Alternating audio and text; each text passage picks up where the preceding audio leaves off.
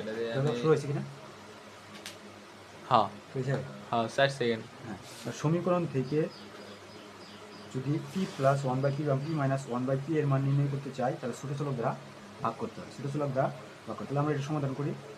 সমাধান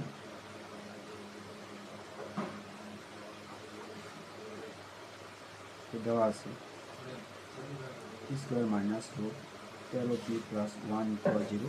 এই জায়গায় খাতা দেখতে ওইখানে পাবো একটু করতে দিন। ছোটো চলক আছে কি এর পাওয়ার 2, এর পাওয়ার আছে 1, ছোটো চলক হচ্ছে পি। পি দ্বারা কী করতে হবে আমাদের ভাগ করতে হবে।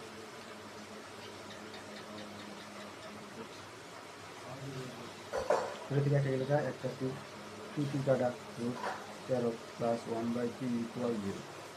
P minus P plus 1 by P equal minus 13 হচ্ছে প্লাস 13। এখান থেকে এটা হচ্ছে এরকম করে এই টাইপের যতগুলো ম্যাথ আছে সবগুলা করতে পারবো। এই টাইপের যত ম্যাথ আছে আমরা সবগুলো ম্যাথ শোষণ করতে পারবো।